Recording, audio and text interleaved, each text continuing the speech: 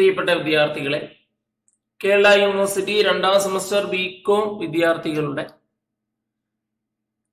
Introduction to information technology എന്ന പേപ്പറിൽ നിന്ന് ചോദിച്ചിട്ടുള്ള പ്രീവിയസ് യൂണിവേഴ്സിറ്റി ക്വസ്റ്റ്യൻസും അവയുടെ ഉത്തരങ്ങളും അവയുടെ അനുബന്ധ എക്സ്പ്ലനേഷനുമാണ് ഇന്ന് ഈ ഒരു ഡിസ്കഷനിൽ ഉൾപ്പെടുത്തിയിരിക്കുന്നത്. ഇന്നത്തെ ഡിസ്കഷനിൽ 2018-19 വർഷങ്ങളിൽ നടന്ന ഇൻട്രൊഡക്ഷൻ ടു ഇൻഫർമേഷൻ ടെക്നോളജി എന്ന പേപ്പറിന്റെ പൊതു പരീക്ഷ ചോദ്യങ്ങളാണ് സെലക്ട് ചെയ്തിരിക്കുന്നത്. കേരള യൂണിവേഴ്സിറ്റി 1ാം semester BCom commerce with computer application വിദ്യാർത്ഥികളുടെ കമ്പ്യൂട്ടർ ആപ്ലിക്കേഷൻ പേപ്പറാണ് introduction to information technology. Introduction to information technology എന്ന പേപ്പറിൽ നിന്ന് ചോദിച്ചിട്ടുള്ള പ്രീവിയസ് യൂണിവേഴ്സിറ്റി ചോദ്യങ്ങളും അവയുടെ ഉത്തരങ്ങളും അവയുടെ അനുബന്ധ എക്സ്പ്ലനേഷനുമാണ് ഇന്ന് നമ്മൾ ഡിസ്കസ് ചെയ്യുന്നത്. ഒന്നാം ചോദ്യം, വാട്ട് ഈസ് സെർച്ച് എഞ്ചിൻ? 2 മാർക്കിന്റെ ചോദ്യം. വളരെ സുപരിചിതമായ ഒരു ടേമാണ് സെർച്ച് എഞ്ചിൻ. നമുക്ക് ആദ്യം സെർച്ച് എഞ്ചിൻ എന്താണെന്ന് നോക്കാം. A search engine is a software which is used to search specific information on the internet. ഇന്റർനെറ്റിൽ നമുക്ക് എന്തെങ്കിലും ഒരു ഇൻഫർമേഷൻ ആവശ്യമാണെങ്കിൽ നമ്മൾ സെർച്ച് എഞ്ചിൻ ഉപയോഗിക്കുന്നു. അതിൽ കോമൺ ആയിട്ട് യൂസ് ചെയ്യുന്നത് ഗൂഗിൾ, യാഹു പോലെയുള്ള സെർച്ച് എഞ്ചിനാണ്. A search engine uses a program called Spider to search specific information on the internet.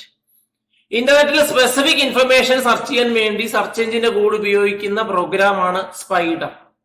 Spider എന്ന് പറയുന്ന പ്രോഗ്രാം ഉപയോഗിച്ചാണ് സെർച്ച് എഞ്ചിൻ സ്പെസിഫിക് ഇൻഫർമേഷനുകളെ സെർച്ച് ചെയ്ത് ഫിൽറ്റർ ചെയ്തെടുക്കുന്നത്. അങ്ങനെ ഇന്റർനെറ്റിൽ ഇൻഫർമേഷനുകളെ സെർച്ച് ചെയ്യാൻ വേണ്ടി യൂസ് ചെയ്യുന്ന ഒരു പ്രോഗ്രാം ആണ് അല്ലെങ്കിൽ സോഫ്റ്റ്വെയർ ആണ് സെർച്ച് എഞ്ചിൻ. കോമൺ ആയിട്ട് യൂസ് ചെയ്യുന്നത് ഗൂഗിൾ, യാഹു പോലെയുള്ള സെർച്ച് എഞ്ചിനാണ്.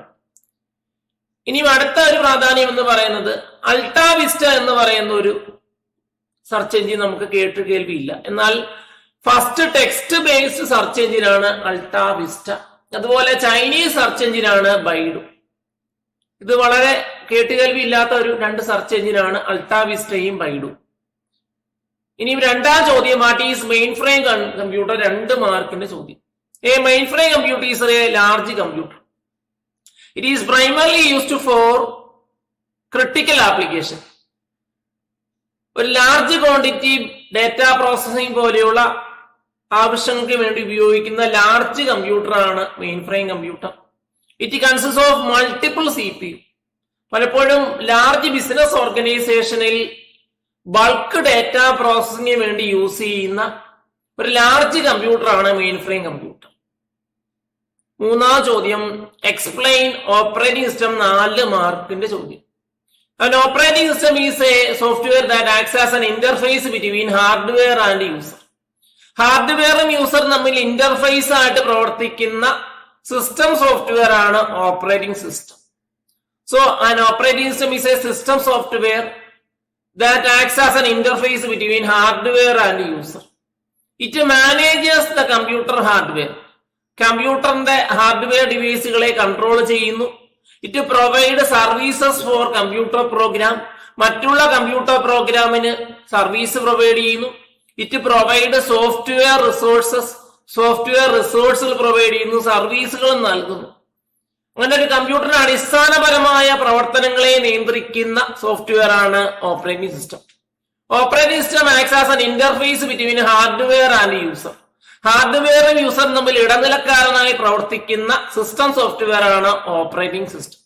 ഇനി ഓപ്പറേറ്റിംഗ് സിസ്റ്റം ഫംഗ്ഷനുകൾ നോക്കിയാൽ മെമ്മറി മാനേജ്മെന്റ് ഉൾപ്പെടുന്നു, ഡിവൈസ് മാനേജ്മെന്റ് ഉൾപ്പെടുന്നു, ഫയൽ മാനേജ്മെന്റ് ഉൾപ്പെടുന്നു, മറ്റുള്ള സേവനങ്ങൾ ഉൾപ്പെടുന്നു, സെക്യൂരിറ്റി സർവീസുകൾ ഉൾപ്പെടുന്നു. So an operating system controls the computer. കമ്പ്യൂട്ടറിന്റെ ഹാർഡ്വെയർ ഡിവൈസുകളെ കൺട്രോൾ ചെയ്യുന്നു. കമ്പ്യൂട്ടറും യൂസറും തമ്മിൽ ഇന്റർഫേസ് ആയിട്ട് പ്രവർത്തിക്കുന്ന സിസ്റ്റം സോഫ്റ്റ്വെയർ ആണ് operating system. It manages memory manage ചെയ്യുന്നു. ഇറ്റ് മാനേജസ് ഫയലുകളുടെ ക്രിയേഷൻ പോലെയുള്ള കാര്യങ്ങൾ കൺട്രോൾ ചെയ്യുന്നു. ബൂട്ടിങ്ങും റീബൂട്ടിങ്ങും പോലെയുള്ള പ്രവർത്തനങ്ങളെ നിയന്ത്രിക്കുന്നു. It provides user interface provide ചെയ്യുന്നു. ഇറ്റ് മാനേജസ് ഹാർഡ്വെയർ ഡിവൈസുകളുടെ പ്രവർത്തനത്തെ കൺട്രോൾ ചെയ്യുന്നു. It provides user interface provide ചെയ്യുന്നു. ഇനി കോമൺ ആയിട്ട് യൂസ് ചെയ്യുന്ന ഓപ്പറേറ്റിംഗ് സിസ്റ്റങ്ങളെ നമുക്ക് നോക്കിയാൽ അതിൽ ബാച്ച് ഓപ്പറേറ്റിംഗ് സിസ്റ്റം ഉൾപ്പെടുന്നു, റിയൽ ടൈം ഓപ്പറേറ്റിംഗ് സിസ്റ്റം ഉൾപ്പെടുന്നു, നെറ്റ്വർക്ക് ഓപ്പറേറ്റിംഗ് സിസ്റ്റം ഉൾപ്പെടുന്നു, മൊബൈൽ ഓപ്പറേറ്റിംഗ് സിസ്റ്റം ഉൾപ്പെടുന്നു, മൾട്ടി പ്രോസസിംഗ് ഓപ്പറേറ്റിംഗ് സിസ്റ്റം ഉൾപ്പെടുന്നു, ടൈം ഷെയറിംഗ് ഓപ്പറേറ്റിംഗ് സിസ്റ്റം ഉൾപ്പെടുന്നു. അങ്ങനെ നമുക്ക് 7 വ്യത്യസ്ത കാറ്റഗറിയായി ഓപ്പറേറ്റിംഗ് സിസ്റ്റത്തെ ക്ലാസിഫൈ ചെയ്യാം. So operating system is classified into 7 different types. Batch operating system, പേര് പോലെ തന്നെ ബാച്ച് ഡേറ്റ പ്രോസസിംഗിന് ഉപയോഗിക്കുന്ന ഓപ്പറേറ്റിംഗ് സിസ്റ്റമാണ് ബാച്ച് ഓപ്പറേറ്റിംഗ് സിസ്റ്റം. ടാസ്കുകളെ ബാച്ച് ആയിട്ട് എൻ്റർ ചെയ്തു പ്രോസസ് ചെയ്യുന്ന ഓപ്പറേറ്റിംഗ് സിസ്റ്റമാണ് batch operating system. Multi tasking operating system, ഒന്നിൽ കൂടുതൽ ടാസ്കുകൾ അറ്റ് എ ടൈം ചെയ്യാൻ കഴിയുന്ന ഓപ്പറേറ്റിംഗ് സിസ്റ്റത്തെ നമ്മൾ മൾട്ടി ടാസ്കിംഗ് ഓപ്പറേറ്റിംഗ് സിസ്റ്റം എന്ന് വിളിക്കുന്നു. മൾട്ടി പ്രോസസിംഗ് ഓപ്പറേറ്റിംഗ് സിസ്റ്റം, ഒന്നിൽ കൂടുതൽ പ്രോസസ്സുകളെ കൺട്രോൾ ചെയ്യാൻ കഴിയുന്നു. റിയൽ ടൈം ഓപ്പറേറ്റിംഗ് സിസ്റ്റം പലപ്പോഴും റിയൽ ടൈം ആപ്ലിക്കേഷന് വേണ്ടി യൂസ് ചെയ്യുന്നു. റെസ്പോൺസ് വളരെ ക്വിക്കായ ഓപ്പറേറ്റിംഗ് സിസ്റ്റമാണ് റിയൽ ടൈം ഓപ്പറേറ്റിംഗ് സിസ്റ്റം. അതുപോലെ തന്നെ ഡിസ്ട്രിബ്യൂട്ടർ ഓപ്പറേറ്റിംഗ് സിസ്റ്റം യൂസ് ചെയ്യുന്നു. നെറ്റ്വർക്കിൽ ഉപയോഗിക്കുന്ന ഓപ്പറേറ്റിംഗ് സിസ്റ്റത്തെ നമ്മൾ നെറ്റ്വർക്ക് ഓപ്പറേറ്റിംഗ് സിസ്റ്റം എന്ന് വിളിക്കുന്നു. മൊബൈലിനകത്ത് യൂസ് ചെയ്യുന്ന ഓപ്പറേറ്റിംഗ് സിസ്റ്റത്തെ നമ്മൾ മൊബൈൽ ഓപ്പറേറ്റിംഗ് സിസ്റ്റം എന്ന് വിളിക്കുന്നു. അങ്ങനെ ഓപ്പറേറ്റിംഗ് സിസ്റ്റത്തെ നമ്മൾ 7 വ്യത്യസ്ത കാറ്റഗറിയായി ക്ലാസിഫൈ ചെയ്തിരിക്കുന്നു. നേരത്തെ കണ്ടു, ഒരു കമ്പ്യൂട്ടറിന്റെ അടിസ്ഥാനപരമായ പ്രവർത്തനങ്ങളെ നിയന്ത്രിക്കുക എന്നാണ് ഒരു ഓപ്പറേറ്റിംഗ് സിസ്റ്റത്തിന്റെ ഫംഗ്ഷൻ എന്ന് പറയുന്നത്. അതിൽ നമുക്ക് പ്രധാനപ്പെട്ട ഫംഗ്ഷനുകൾ നോക്കിയാൽ മെമ്മറി മാനേജ്മെന്റ് ഉൾപ്പെടുന്നു, റിസോഴ്സ് മാനേജ്മെന്റ് ഉൾപ്പെടുന്നു, സെക്യൂരിറ്റി മാനേജ്മെന്റ് ഉൾപ്പെടുന്നു, കമാൻഡ് ഇന്റർപ്രറ്ററായി യൂസർ ഇന്റർഫേസ് പ്രൊവൈഡ് ചെയ്തു, ഫയൽ മാനേജ്മെന്റ് ഉൾപ്പെടുന്നു, ഇൻപുട്ട് ഔട്ട്പുട്ട് മാനേജ്മെന്റ് ഉൾപ്പെടുന്നു. അങ്ങനെ കമ്പ്യൂട്ടറിന്റെ അടിസ്ഥാനപരമായ കാര്യങ്ങളെല്ലാം നിയന്ത്രിക്കുന്നത് ഓപ്പറേറ്റിംഗ് സിസ്റ്റമാണ്. ഇനി ബാച്ച് ഓപ്പറേറ്റിംഗ് സിസ്റ്റത്തെ നമുക്കൊന്ന് പരിചയപ്പെട്ടാൽ, a batch operating system is an operating system in which user submit the data as batch. ബാച്ചായി ജോബുകൾ അല്ലെങ്കിൽ ഡേറ്റ സബ്മിറ്റ് ചെയ്ത് ഐഡിയലായിരിക്കുന്ന ടൈമിൽ മാത്രം ഡേറ്റ പ്രോസസ് ചെയ്യുന്ന ഓപ്പറേറ്റിംഗ് സിസ്റ്റമാണ് batch operating system. So batch operating സിസ്റ്റത്തിന്റെ പ്രാധാന്യം എന്ന് പറയുന്നത് പലപ്പോഴും പഞ്ച്ഡ് കാർഡ് പോലെയുള്ള ഡിവൈസുകൾ ഉപയോഗിച്ചാണ് ഇത്തരം ഓപ്പറേറ്റിംഗ് സിസ്റ്റത്തിൽ ഡേറ്റ എൻറ്റർ ചെയ്യുന്നത്. ആദ്യകാലങ്ങളിൽ ഇത്തരം ഓപ്പറേറ്റിംഗ് സിസ്റ്റം വളരെ സുപരിചിതമായിരുന്നു.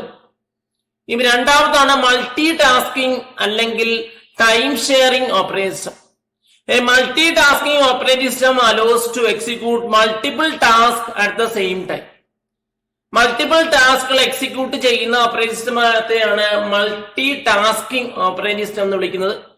It consist of multiple users ഇത്തരം ഓപ്പറേറ്റിംഗ് സിസ്റ്റത്തിൽ ടെർമിനൽസ് ഉപയോഗിച്ച് ഇന്ററാക്ട് ചെയ്യുന്നു. ഇനി അടുത്തത് റിയൽ ടൈം ഓപ്പറേറ്റിംഗ് സിസ്റ്റം ആണ്. In a real-time operating system, the response is very quick. പെട്ടെന്ന് തന്നെ റെസ്പോണ്ട് ചെയ്യുന്നു. യൂസർ ഇൻപുട്ട് ചെയ്യുന്ന ഡേറ്റ കിട്ടിയാൽ അപ്പോഴേ തന്നെ പ്രോസസ് ചെയ്ത് റെസ്പോണ്ട് ചെയ്യുന്ന ഓപ്പറേറ്റിംഗ് സിസ്റ്റമാണ് റിയൽ ടൈം ഓപ്പറേറ്റിംഗ് സിസ്റ്റം. പലപ്പോഴും മിലിറ്ററി സോഫ്റ്റ്വെയർ സിസ്റ്റത്തിൽ ഉപയോഗിക്കുന്നു, സ്പേസ് സോഫ്റ്റ്വെയർ സിസ്റ്റത്തിൽ ഇത്തരം റിയൽ ടൈം ഓപ്പറേറ്റിംഗ് സിസ്റ്റങ്ങൾ ഉപയോഗിക്കുന്നു. നേരത്തെ കണ്ടു, an operating system provides an interface between hardware and user. അങ്ങനെ ക്വിക്ക് റെസ്പോൺസ് പ്രൊവൈഡ് ചെയ്യുന്ന ഓപ്പറേറ്റിംഗ് സിസ്റ്റമാണ് real time operating system. In a real time operating system the interval between process and response is very small.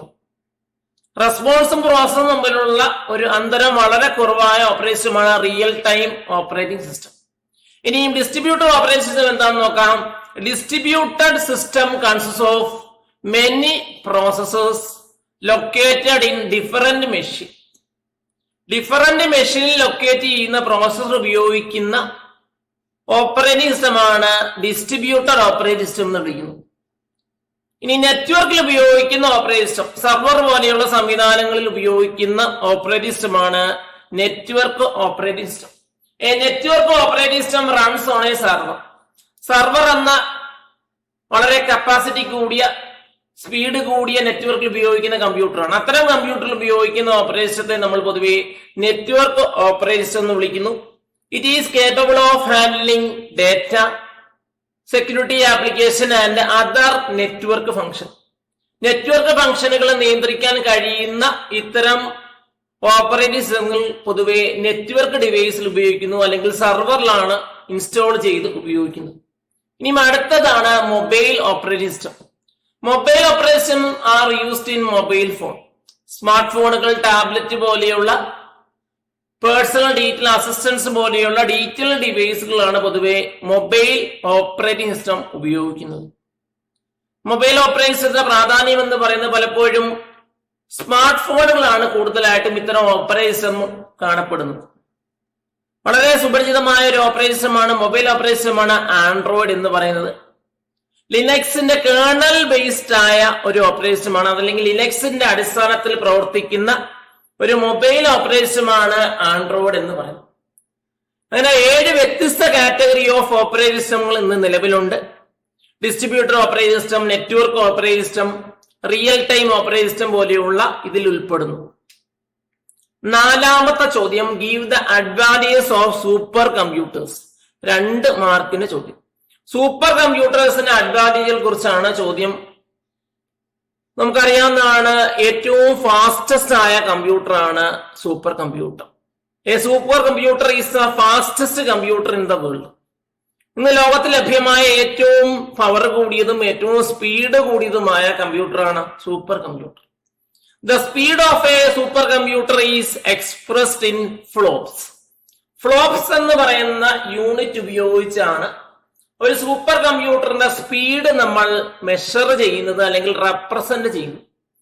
ഫ്ലോപ്സിന്റെ abbreviation ആണ് floating point operations per second.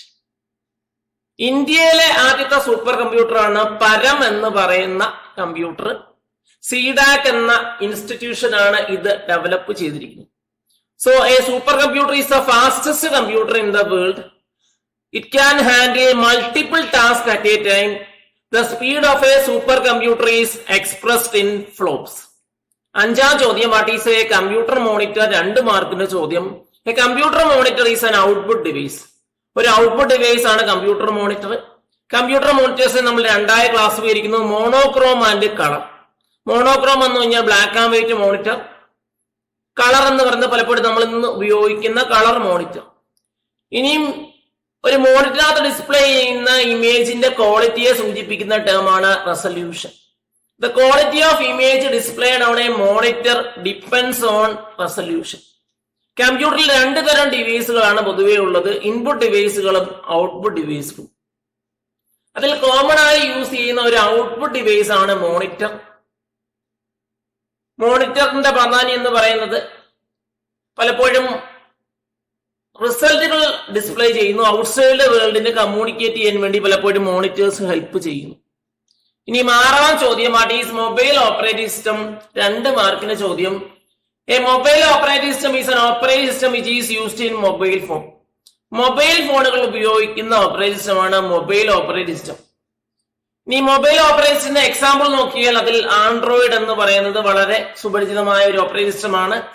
iOS എന്ന് പറയുന്നത് apple ഫോണുകൾ ഉപയോഗിക്കുന്ന ഒരു operating സിസ്റ്റമാണ് iOS. Symbian, ബാഡ പോലെയുള്ള വളരെ കോമൺ അല്ലാത്ത ഓപ്പറേറ്റിംഗ് സിസ്റ്റവും ലഭ്യമാണ്. So A mobile operating system is an operating system which is used in mobile phone. നമ്മളൊക്കെ ഉപയോഗിക്കുന്ന മൊബൈൽ ഫോണുകളിനകത്ത് പലപ്പോഴും ആൻഡ്രോയിഡ് ആണ് കൂടുതലായി യൂസ് ചെയ്യുന്നത്, കാരണം അതൊരു ഫ്രീ സോഫ്റ്റ്വെയർ ആണ്. അങ്ങനെ മൊബൈൽ ഫോണുകൾ ഉപയോഗിക്കുന്ന ഓപ്പറേറ്റിംഗ് സിസ്റ്റമാണ് മൊബൈൽ ഓപ്പറേറ്റിംഗ് സിസ്റ്റം എന്ന് പറയുന്നത്. കോമൺ ആയി യൂസ് ചെയ്യുന്ന ഒരു മൊബൈൽ ഓപ്പറേറ്റിംഗ് സിസ്റ്റമാണ് Android. Android was developed by Android INC. Android INC എന്ന സ്റ്റാർട്ടപ്പ് കമ്പനിയാണ് ഡെവലപ്പ് ചെയ്തിരിക്കുന്നത്. എന്നാൽ ഇപ്പോൾ ഉടമസ്ഥാവകാശം ഗൂഗിൾ ആണ് ഉള്ളത്. 7ാം ചോദ്യം, what is first generation computer? 4 മാർക്കിന്റെ ചോദ്യം. വളരെ ഇമ്പോർട്ടന്റ് ആയ ഒരു ചോദ്യമാണ് ഫസ്റ്റ് ജനറേഷൻ കമ്പ്യൂട്ടർ. നമുക്ക് ഫസ്റ്റ് ജനറേഷന്റെ കാലഘട്ടം നോക്കിയാൽ 1940 to 1956 ആണ് കാലഘട്ടം. The first generation computers used vacuum tubes. പ്രധാന സർക്യൂട്ടായിട്ട് വാക്യൂം ട്യൂബുകൾ അല്ലെങ്കിൽ തെർമിയോണിക് വാൽവ് ആണ് ഉപയോഗിച്ചിരുന്നത്. ഇവിടെ ഒരു പടം കൊടുത്തിരിക്കുന്നു. ആ പടം പോലെ തന്നെ തെർമിയോണിക് വാൽവുകളാണ് വാക്യൂം ട്യൂബുകളിലായിട്ട് ഉപയോഗിക്കുന്നത്, അല്ലെങ്കിൽ വാക്യൂം ട്യൂബിനെ നമ്മൾ തെർമിയോണിക് വാൽവ് എന്ന് വിളിക്കുന്നു. The first generation computers used punched cards as input and paper tape as output. Input ആയിട്ട് പഞ്ച്ഡ് കാർഡും ഔട്ട്പുട്ട് ആയിട്ട് ടേപ്പ് ആണ് യൂസ് ചെയ്തത്. ബൈനറി ലാംഗ്വേജ് ആണ് പ്രോഗ്രാം ചെയ്യാൻ വേണ്ടി യൂസ് ചെയ്യുന്നത്. 1940 to 1956 ആണ് ഫസ്റ്റ് ജനറേഷൻ കമ്പ്യൂട്ടറിന്റെ കാലഘട്ടം, ഒന്നാം generation. The first generation computers used vacuum tubes or thermionic valve as main circuit. പ്രധാന സർക്യൂട്ട് ആയിട്ട് വാക്യൂം ട്യൂബുകൾ അല്ലെങ്കിൽ തെർമിയോണിക് വാൽവ് ആണ് യൂസ് ചെയ്യുന്നത്. ഇനി ഒന്നാം ജനറേഷൻ കമ്പ്യൂട്ടറിന്റെ എക്സാമ്പിൾ നോക്കിയാൽ അതിൽ വളരെ ഇമ്പോർട്ടന്റ് ആയ ഒരു എക്സാമ്പിൾ ആണ് ഏനിയാക്ക്. ഏനിയാക്കിന്റെ ഒരു പ്രാധാന്യം എന്ന് പറയുന്നത് ഫസ്റ്റ് ഇലക്ട്രോണിക് കമ്പ്യൂട്ടർ എന്ന് നമ്മൾ ഏനിയാക്കിനെ വിളിക്കുന്നു. ഇനി ഒന്നാം ജനറേഷൻ കമ്പ്യൂട്ടറിന്റെ ക്യാരക്ടറിസ്റ്റിക്സ് നോക്കിയാൽ ലാർജ് സൈസ് വളരെ കൂടുതലാണ്. ഒരു ബിൽഡിങ്ങിനോളം സൈസ് ഉള്ള ഒരു കമ്പ്യൂട്ടറാണ് ഫസ്റ്റ് ജനറേഷൻ കമ്പ്യൂട്ടർ. കാരണം തെർമിയോണിക് വാൽവ് ആണ് ഉപയോഗിക്കുന്നത്. ഈ വാൽവ് ചൂടായി മാത്രമേ കമ്പ്യൂട്ടർ വർക്ക് ചെയ്യൂ. ഈ വാൽവ് ചൂടാകാൻ വേണ്ടി വളരെ കൂടുതൽ എനർജി ഉപയോഗിക്കുന്നു. ഇനി രണ്ടാമത്തെ പ്രത്യേകത എന്ന് പറയുന്നത് generated a lot of heat, കൂടുതൽ ഹീറ്റ് എമിറ്റ് ചെയ്യുന്നു. കാരണം തെർമിയോണിക് വാൽവ് ആണ് പ്രധാന സർക്യൂട്ടായിട്ട് ഉപയോഗിച്ചത്. 3 consumed a lot of electric current. നേരത്തെ പറഞ്ഞു തെർമിയോണിക് വാൽവ് ചൂടാകാൻ വേണ്ടി കൂടുതൽ കറണ്ട് ഉപയോഗിച്ചു. 4ാമത്തെ പ്രത്യേകത എന്ന് പറഞ്ഞാൽ വളരെ സ്ലോ ആണ്. ഇന്ന് നമ്മൾ ഉപയോഗിക്കുന്ന കമ്പ്യൂട്ടറിന്റെ ഒരു പാതി പോലും സ്പീഡ് ലഭ്യമല്ലാത്ത വളരെ സ്ലോ ആയ ഒരു ഡിവൈസ് ആണ് ഫസ്റ്റ് ജനറേഷൻ കമ്പ്യൂട്ടർ എന്ന് പറയുന്നത്. ലെസ് റിലയബിൾ, കാരണം ഹാർഡ്വെയർ ഫെയിലിയർ വളരെ കൂടുതലാണ്. അതുകൊണ്ട് നമുക്ക് വളരെ റിലയബിലിറ്റി വളരെ കുറഞ്ഞ ഒരു കമ്പ്യൂട്ടറാണ് ഫസ്റ്റ് ജനറേഷൻ കമ്പ്യൂട്ടർ. ഇനി ഫസ്റ്റ് ജനറേഷൻ കമ്പ്യൂട്ടറിന്റെ എക്സാമ്പിൾ നോക്കിയാൽ അതിൽ ഏനിയാക്ക് ഉൾപ്പെടുന്നു, എഡ്വാക്ക് ഉൾപ്പെടുന്നു, യൂണിവാക്ക് എന്ന യൂണിവേഴ്സൽ ഓട്ടോമാറ്റിക് കമ്പ്യൂട്ടർ ഉൾപ്പെടുന്നു. ഫസ്റ്റ് ജനറേഷന്റെ കാലഘട്ടം ഞാൻ പറഞ്ഞു 1940 to 1956. തെർമിയോണിക് വാൽവ് അല്ലെങ്കിൽ വാക്വം ട്യൂബുകൾ പ്രധാന സർക്യൂട്ടായിട്ട് ഉപയോഗിക്കുന്ന കമ്പ്യൂട്ടേഴ്സിനെ നമ്മൾ ഫസ്റ്റ് ജനറേഷൻ കമ്പ്യൂട്ടർ എന്ന് വിളിക്കുന്നു. ഫസ്റ്റ് ജനറേഷൻ കമ്പ്യൂട്ടർ പ്രോഗ്രാം ചെയ്യാൻ വേണ്ടി മെഷീൻ ലാംഗ്വേജ് ആണ് ഉപയോഗിക്കുന്നത്. 8ാം ചോദ്യം, what are the different types of computer? 4 മാർക്കിന്റെ ചോദ്യം, വളരെ ഇമ്പോർട്ടന്റ് ആയ ഒരു ചോദ്യമാണ്. ടൈപ്സ് ഓഫ് കമ്പ്യൂട്ടർ എന്ന് പറയുന്നത് നമ്മുടെ ഇൻട്രൊഡക്ഷൻ ടു ഇൻഫർമേഷൻ ടെക്നോളജിയിൽ നമുക്ക് വളരെ സാധ്യത ഉള്ള ഒരു ചോദ്യമാണ് ഈ ഒരു ചോദ്യം. നമുക്ക് 2 വ്യത്യസ്തമായ കാറ്റഗറിയാണ് കമ്പ്യൂട്ടേഴ്സിനെ നമ്മൾ ക്ലാസിഫൈ ചെയ്യുന്നത്. ഒന്ന്, കമ്പ്യൂട്ടർ ഹാൻഡിൽ ചെയ്യുന്ന ഡേറ്റയുടെ അടിസ്ഥാനത്തിൽ കമ്പ്യൂട്ടേഴ്സിനെ നമ്മൾ പൊതുവെ 3ആയി ക്ലാസിഫൈ ചെയ്തിരിക്കുന്നു. 1 അനലോഗ്, 2 ഡിജിറ്റൽ, 3 ഹൈബ്രിഡ്. 2ാമത്തെ ക്ലാസിഫിക്കേഷൻ എന്ന് പറയുന്ന കമ്പ്യൂട്ടറിന്റെ സൈസിന്റെ അടിസ്ഥാനത്തിൽ micro computer, mini computer, mainframe computer, super computer എന്ന് 4 വ്യത്യസ്ത വിഭാഗത്തിൽ ക്ലാസിഫൈ ചെയ്യുന്നു. So computers are classified into 2 types. 2 വ്യത്യസ്തമായ രൂപത്തിൽ നമുക്ക് കമ്പ്യൂട്ടേഴ്സിനെ ക്ലാസിഫൈ ചെയ്യാൻ കഴിയുന്നു. ഒന്ന്, നേച്ചർ ഓഫ് ഡേറ്റ. ഒരു കമ്പ്യൂട്ടർ ഹാൻഡിൽ ചെയ്യുന്ന ഡേറ്റയുടെ നേച്ചറിന്റെ അടിസ്ഥാനത്തിൽ നമുക്ക് digital computer, analogue computer, hybrid computer എന്ന് ക്ലാസിഫൈ ചെയ്യാം. അതുപോലെ തന്നെ കമ്പ്യൂട്ടറിന്റെ സൈസിന്റെ അടിസ്ഥാനത്തിൽ micro computer, mini computer, mainframe computer, super computer എന്ന് വീണ്ടും 4 കാറ്റഗറിയായി ക്ലാസിഫൈ ചെയ്യാം. ഇനി നമുക്ക് ഡിജിറ്റൽ കമ്പ്യൂട്ടർ എന്താണെന്ന് നോക്കാം. A digital computer is a computer which stores digital data. 0യുടെയും 1ന്റെയും രൂപത്തിൽ ഡേറ്റ സ്റ്റോർ ചെയ്യാനും പ്രോസസ് ചെയ്യാനും കഴിയുന്ന കമ്പ്യൂട്ടേഴ്സിനെ നമ്മൾ ഡിജിറ്റൽ കമ്പ്യൂട്ടർ എന്ന് വിളിക്കുന്നു. And analog computer is a computer which uses continuous data. Physical nature ഉള്ള ഡേറ്റ ഹാൻഡിൽ ചെയ്യുന്ന കമ്പ്യൂട്ടറാണ് analog computer. A hybrid computer is a combination of digital and analog computer. Digital ടെക്നോളജിയും analog ടെക്നോളജിയും ഉപയോഗിക്കുന്ന കമ്പ്യൂട്ടറാണ് hybrid computer. Hybrid computer ഉപയോഗിക്കുന്നത് പലപ്പോഴും digital ടെക്നോളജിയും ഉപയോഗിക്കുന്നു, ഹൈബ്രിഡ് കമ്പ്യൂട്ടർ അതുപോലെ തന്നെ അനലോഗ് ടെക്നോളജിയും ഉപയോഗിക്കുന്നു. ഇനി നമുക്ക് മിനി കമ്പ്യൂട്ടർ, മൈക്രോയുടെ കുറിച്ചുള്ള കാര്യങ്ങൾ നോക്കാം. A micro computer is a computer who CPU is micro processor. Central processing unit എന്ന് പറയുന്നത് മൈക്രോ പ്രോസസർ ആയിട്ട് ഉപയോഗിക്കുന്ന കമ്പ്യൂട്ടറാണ് മൈക്രോ കമ്പ്യൂട്ടർ. പലപ്പോഴും നമ്മുടെയൊക്കെ വീട്ടിൽ ഉപയോഗിക്കുന്ന ഡെസ്ക് ടോപ്പ് കമ്പ്യൂട്ടേഴ്സ്, ലാപ്ടോപ്പ് പോലെയുള്ള കമ്പ്യൂട്ടേഴ്സിനെ നമ്മൾ മൈക്രോ കമ്പ്യൂട്ടർ എന്ന വിഭാഗത്തിലാണ് ഉൾപ്പെടുത്തിയിരിക്കുന്നത്. A micro computer is a small size low cost digital computer. വളരെ ചിലവ് കുറഞ്ഞ, സൈസ് കുറഞ്ഞതുമായ ഒരു ഡിജിറ്റൽ കമ്പ്യൂട്ടർ ആണ് മൈക്രോ കമ്പ്യൂട്ടർ. ഏറ്റവും സ്മോളസ്റ്റ് കമ്പ്യൂട്ടർ എന്ന് പറയുന്നതും മൈക്രോ കമ്പ്യൂട്ടറാണ്. സൈസിന്റെ അടിസ്ഥാനത്തിൽ നോക്കിയാൽ ഏറ്റവും സ്മോളസ്റ്റ് ആയ കമ്പ്യൂട്ടറാണ് മൈക്രോ കമ്പ്യൂട്ടർ. ഇനി മിനി കമ്പ്യൂട്ടർ എന്താണെന്ന് നോക്കാം. A mini computer is called a mid range computer. Mid range computer എന്നും നമ്മൾ മിനി കമ്പ്യൂട്ടറിനെ വിളിക്കുന്നു. A mini computer has all the features of a large computer. ഒരു ലാർജ് കമ്പ്യൂട്ടറിന് എല്ലാ ഫീച്ചേഴ്സും എക്സിബിറ്റ് ചെയ്യുന്നു, പക്ഷെ സൈസ് എന്ന് പറയുന്നത് സ്മോളർ ആണ്. മിനി കമ്പ്യൂട്ടറിന്റെ സൈസ് പലപ്പോഴും മെയിൻ ഫ്രെയിം കമ്പ്യൂട്ടറിന്റെയും മൈക്രോ കമ്പ്യൂട്ടറിനും ഇടയിലാണ് ഇതിന്റെ സൈസ് എന്ന് പറയുന്നത്. Mini computers are mainly used for scientific and engineering computation. പലപ്പോഴും സയന്റിഫിക് ഡേറ്റ പ്രോസസ് ചെയ്യാൻ വേണ്ടിയാണ് പലപ്പോഴും ഇത്തരം മിനി കമ്പ്യൂട്ടേഴ്സ് യൂസ് ചെയ്യുന്നത്. ഡേറ്റാബേസ് ഹാൻഡിൽ ചെയ്യുന്നു, അതുപോലെ തന്നെ ഫയൽ ഹാൻഡ്ലിംഗ് പോലെയുള്ള ബിസിനസ് ട്രാൻസാക്ഷൻ പ്രോസസ് ചെയ്യാൻ വേണ്ടി പലപ്പോഴും മിനി കമ്പ്യൂട്ടർ ഉപയോഗിക്കുന്നു.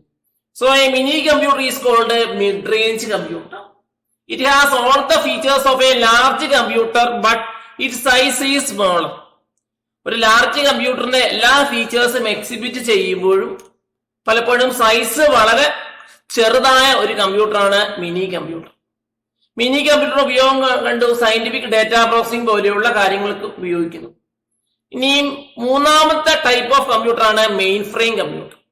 Main frame computers are primarily used for larger organisation. Bulk data processing, census പോലെയുള്ള കാര്യങ്ങൾ, സ്റ്റാറ്റിസ്റ്റിക്കൽ ഓപ്പറേഷൻസ് പോലെയുള്ള കാര്യങ്ങൾക്ക് പലപ്പോഴും മെയിൻ ഫ്രെയിം കമ്പ്യൂട്ടർ ഉപയോഗിക്കുന്നു. റെയിൽവേ പോലെയുള്ള സംവിധാനങ്ങൾ റിസർവേഷന് വേണ്ടി പലപ്പോഴും മെയിൻ ഫ്രെയിം കമ്പ്യൂട്ടറിനെയാണ് ആശ്രയിക്കുന്നത്. Mainframe computers are used in large organisations like banks, airlines and university. വളരെയധികം ഡേറ്റ പ്രോസസ്സിംഗ് ചെയ്യാൻ കഴിയുന്ന മൾട്ടിപ്പിൾ CPU ഉൾപ്പെടുന്ന സംവിധാനമാണ് മെയിൻ ഫ്രെയിം കമ്പ്യൂട്ടർ എന്ന് പറയുന്നത്. So A main frame computer is primarily used for larger organization. Bulk data processing, census data പോലെയുള്ള കാര്യങ്ങൾ handle ചെയ്യാൻ ഇത്തരം കമ്പ്യൂട്ടേഴ്സിന് കഴിയുന്നു. ഇനി സൂപ്പർ കമ്പ്യൂട്ടർ എന്താണെന്ന് നോക്കാം. A supercomputer is the largest and fastest computer. ലോകത്തിലെ ഏറ്റവും ഫാസ്റ്റസ്റ്റും ലാർജസ്റ്റുമായ കമ്പ്യൂട്ടറാണ് സൂപ്പർ കമ്പ്യൂട്ടർ. പലപ്പോഴും കോംപ്ലക്സ് സയന്റിഫിക് കാൽക്കുലേഷനുകൾക്ക് വേണ്ടിയാണ് പലപ്പോഴും സൂപ്പർ കമ്പ്യൂട്ടർ ഉപയോഗിക്കുന്നത്.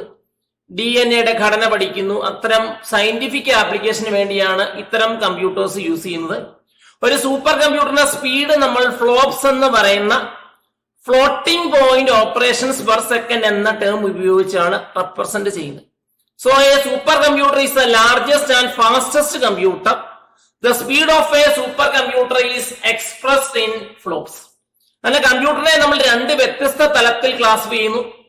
based on the nature of data and based on the size of a computer. നിങ്ങൾക്ക് ഈ വീഡിയോ ഇഷ്ടപ്പെട്ടാൽ ഈ ചാനൽ സബ്സ്ക്രൈബ് ചെയ്യുക. പുതുതായി അപ്ലോഡ് ചെയ്യുന്ന വീഡിയോസിനെ കുറിച്ചുള്ള നോട്ടിഫിക്കേഷൻ ലഭിക്കാൻ വേണ്ടി ബെൽ ഐക്കണിൽ ക്ലിക്ക് ചെയ്യുക.